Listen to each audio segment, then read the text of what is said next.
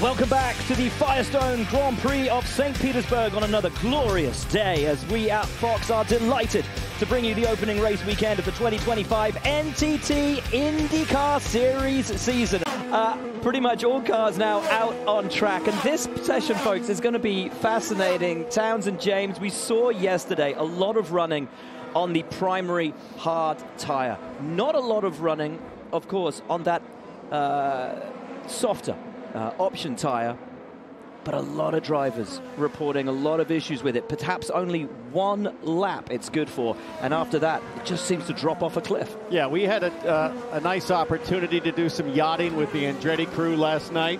I talked with Craig Hampson, one of the senior engineers there, along with Eric Bretzman, and one thing is clear: the soft tire is good for a lap. They said maybe not even a full lap. They said 7/8 of a lap. That's how soft it is, and that is great news for the race because the degradation, the fall off in tire performance is going to be dramatic. Anytime, Will, that we have IndyCar drivers complaining about something on Friday, we're in for a great race on Sunday. And Hinch really thrown them for a loop as we just get a replay of that car down in turn 4. That's Christian Lundgaard in the number 7 for McLaren. No harm, no foul. You got to try to test these limits. Cold tires, you're going to see that left front just lock up, gets off the pedal. You really got to save the tire. If you left your foot on the brake and carried that lockup. And Will Power, currently your second fastest driver out on track, down there at turn 1. That's not a mistake. That looks like some pretty terminal issue. Or he had a lockup and the car stalled, and he does not have any power. Sounds like a boost, and then it just completely shut off. Yeah, you're right, Will. It seems like it's something to do with the MGU. And if it's something to do with the MGU, he's not going to be able to refire that and get that thing running. Not the birthday present that Will Power would have wanted. 44 years old today. Two-time champion Will Power, second fastest, but it looks like he is going no further. MGU issue for the number 12. So the red flag for Will Power caused by this moment.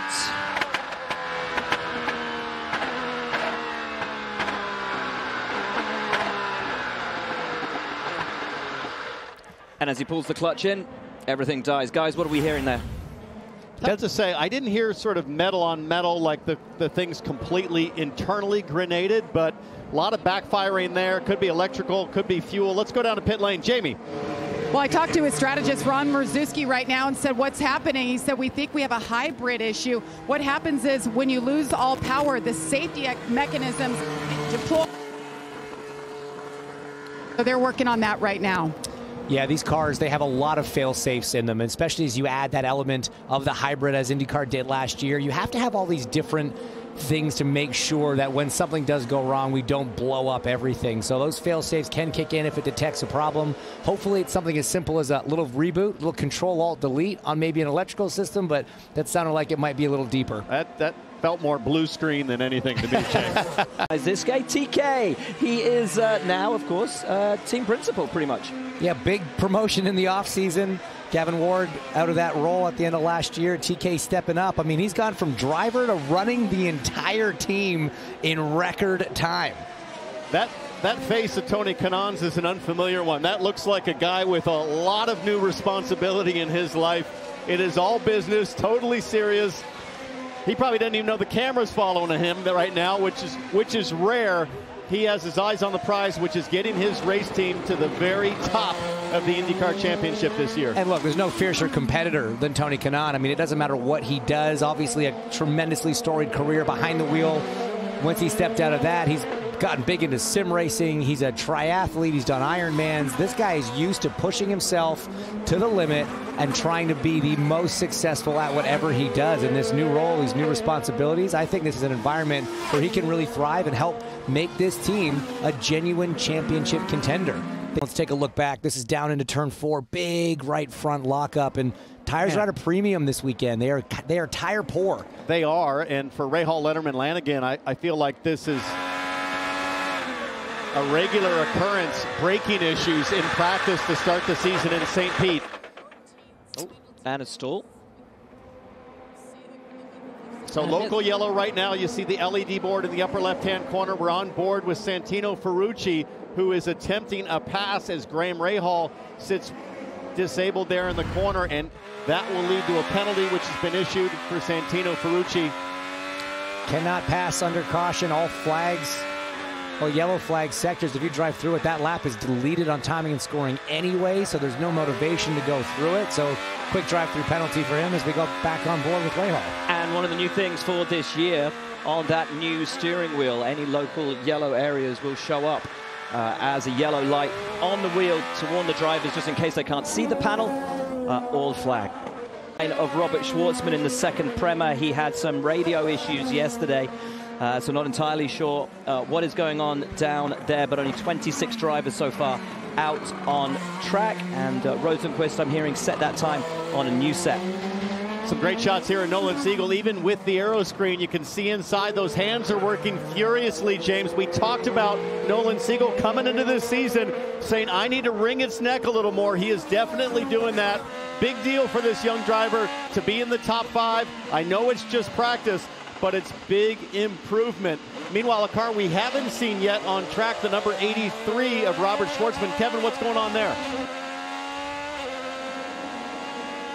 It's not. And it's still radio issues is the problem today, and they're essentially waiting for something to be brought back from the garage. So they're not allowed to go on track per IndyCar, and they don't feel it's really safe anyways.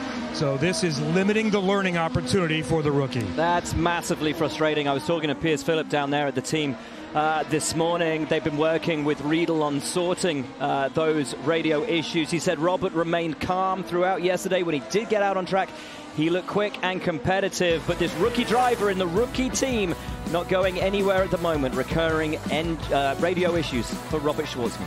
4th, then Santino Ferrucci 5th. So 2 RLL cars in the top 5. Big save, sorry. Yeah, a couple of bites of the cherry for Kiffin Simpson. Yeah, a little bit of rear lock there. You go across those painted sections on the runway there, the grip level changes. It goes from asphalt to paint to asphalt to paint. You're crossing about 4 different surface changes on entry, different grip levels. It is so difficult to get the brake point and the brake modulation perfect there. But every lap as the weekend evolves, there's more and more Firestone rubber that gets laid down on the paint. Even over on this section, you can see those paint sections start to darken in more and more. So you have to be willing to continue to experiment and find the limit, knowing that rubber means grip as it gets laid down on the racetrack, including the painted areas. But that was a great catch from Kiffin Simpson in the 8 car. As we take a look at Felix Rosenqvist, who runs 3rd right now, and that Meyershank Racing number 60.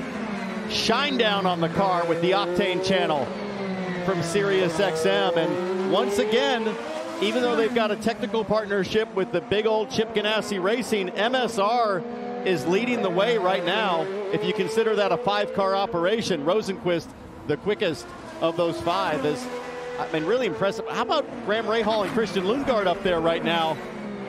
Everybody's still on the primary tires, James. Maybe they threw a new set on at this point. Yeah, it's like I said, it's that turning point in the session where people are going to start doing that. But I was spoken to Rosie earlier today, and just kind of, it's a little bit of a reunion for him. He came into this series with Chip Ganassi Racing back in 2019. Now with that MSR partnership with CGR, he's seeing a lot of familiar faces and kind of getting back into the groove with his old group. I asked Chip Ganassi Racing team manager Mike Hall last night about having Rosenqvist and both Armstrong. I said, does it make things even more transparent? Is there more trust knowing you've got Rosenqvist over there now, former Chip Ganassi driver, and Armstrong, who was at Chip Ganassi last season? He said, absolutely. He said, we feel like we're getting even better information. We understand what their feedback is like. The engineers know these drivers.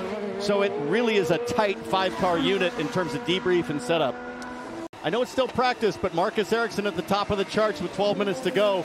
Looking good out there. That bodes well for confidence in qualifying. How about Rinus VeeKay, though, in 2nd? Small Dale Coyne Racing team, Kevin. These guys, they've got the soft tire on. So threw the softer rubber on maybe to get that time. What do you know? Well, they missed a lot of practice time yesterday, so now they don't get that set back because it has to be turned back in, but I think they felt like we need to learn something on the alternate. Rinus said that they started with the Sebring setup yesterday and everything was just wrong. The platform was off, the springs off. Thought they'd be better today, and it seems like they are better today. You got to remember, Dale Coyne Racing, one of the smallest organizations, one of the lowest budgets. Dale Coyne And with just 7.5 minutes left in the session, the number 83, Robert Schwartzman for Prema, is finally out on track. This incredibly exciting rookie coming over to the States with a team that he ran with in junior racing, finally out on track for his first laps of the day. Fastest driver so far in practice too. Must be feeling pretty good about that heading into qualifying. Yeah, no, we rolled off strong yesterday, and then we did some good work overnight. I felt, you know, trying to fine-tune the car a bit and also predict for this afternoon. So was really happy with the car, and that's why, you know, we called it early. We just the car is in the zone, and we just need to very fine-tune for this afternoon. But yeah, we're definitely in the zone. Awesome. Down to you, Kevin. Rinus VeeKay is right behind Marcus Ericsson. Second quick today. Use the alternates. Tell us about the strategy to use the set here in practice. Yeah, so we opted not to use them yesterday and use them today since it's going to be more representative, closer to qualifying. And yesterday we rolled off the truck, not feeling great. I mean, the car was pretty far out of the window. Made some really big changes overnight, and well, this car feels like a race car now. So great job by the Coin crew. Good teamwork, and yeah, we did pretty well putting those green tires on. For me, putting them on early was important because I prioritized getting a clear run, getting a clear feel of the whole car. So really happy, and well, good second practice session with Dale Coin Racing for me.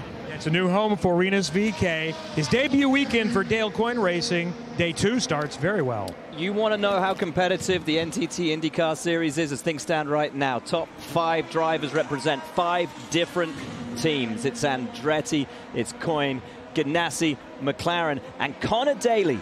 P5 for Juncos Hollinger Racing. Connor, who's got a new sponsor on the car this weekend, who's had such a tricky off-season. But a top 5 for him right now, 1 minute 00.715. A great lap from Connor. Awesome for Connor, but how about Stingray Robb? His other teammate at JHR is 7th in the 77 car, right there in the same 10th as Connor Daly. James, some great stories from some of the smaller teams here in practice, showing muscle. Checkered flag is out, and Will Power, who of course brought that red flag out earlier in the session with the electrical issue on the car, clearly was just a Control-Alt-Delete situation for them down there. Reset the car, send it back on its way, but it's Marcus Ericsson who will top this session. That man, Connor Daly, will be delighted with a top 5 showing in practice 2 in St. Pete. Here's Will Power. Was it a touch of the wall? It was. Last time, Marcus Ericsson was fastest at the end of a Saturday morning session. 2023 in Nashville, but he's done it here at the opening round of the season. Practice 2, topped by the Andretti driver. Then it's VeeKay and Palou, Siegel and Daly, Lundgaard and Robb, O'Ward, Kirkwood and Malukas, your top 10. Jamie Little's in pit lane.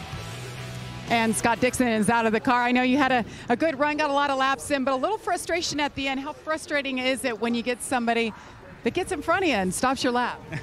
Yeah, you know, I think the session started, you know, pretty well for the PNC bag number 9. I think we're top 5. Cars felt pretty good. And then we maybe waited a little too long to do the new tire run. And then when we did, we got push lap, your first push lap, we got Colton, I think. And then VeeKay came out, wouldn't let us by, and then he was already on a second or third run green tire, which there's just no speed in it. So tried to gap him enough, but ended up just catching him straight away. So I think I only went a 10th quicker on the new tire, which I'd say most people are doing 5 or 6 tenths. So I think the car's pretty good. We'll just have to see how we go in qualifying, and hopefully no traffic.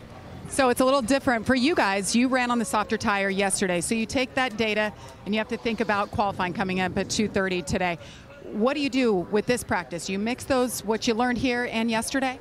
Yeah, I think it always changes a little bit. Even the wind direction can affect a lot of the corners. Luckily, we had Alex, I think, that did a fairly decent time in this session, and also some of the Shank cars as well. So, we can look at that to see what they found. Obviously, going to the green tire, it's kind of all emphasis on one lap, I think is going to be about it. You might get a little bit out of the second lap, but by then, either the front or the rear has kind of gone off. So, yeah, you're putting all your eggs in one basket.